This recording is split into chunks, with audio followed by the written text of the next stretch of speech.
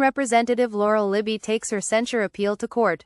In a bold move that could have wide-reaching implications for both local governance and individual rights, Maine GOP State Representative Laurel Libby filed an emergency appeal with the First Circuit Court of Appeals on Monday. This appeal challenges a ruling that upheld her censure in the Maine state legislature, a decision that was made after she posted a controversial message on social media. The post identified a transgender athlete who won a girls' state pole vault competition back in February, sparking intense debate within the state. Libby's appeal follows a ruling last Friday by Rhode Island U.S. District Court Judge Melissa DuBose, who sided with the state's Democratic majority in upholding the censure. DuBose, appointed by former President Joe Biden just before he left office in January, dismissed Libby's lawsuit against House Speaker Ryan Fecteau, which sought to overturn the censure. "I remain optimistic that the court will recognize what is plainly at stake, the integrity of representative government," Libby told Fox News Digital in a statement.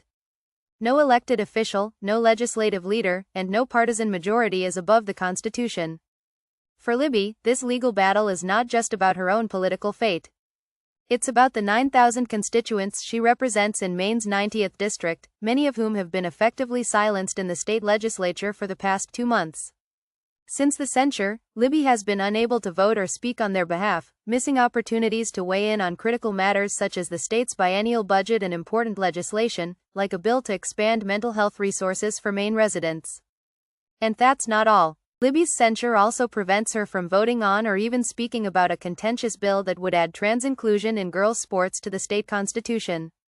The bill, which passed the House with a slim majority, is expected to face a 2/3 majority vote in both chambers before it can go to voters.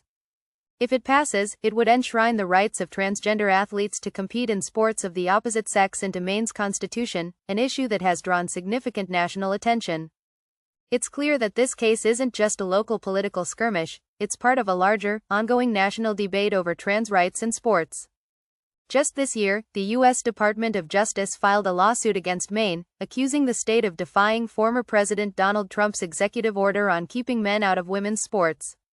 The state has faced increasing federal pressure, including 2 investigations and a funding freeze by the U.S. Department of Agriculture, USDA, as it refuses to comply with the mandate. What does this all mean for the future? Libby's appeal is more than a personal fight, it's a matter of constitutional rights, not just for her, but for the people she was elected to serve.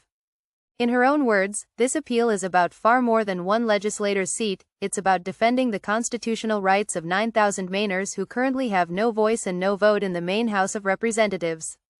It's a case that will have ripple effects not only on Maine's politics but also on how legislatures across the country treat freedom of speech, dissenting voices, and the rights of constituents.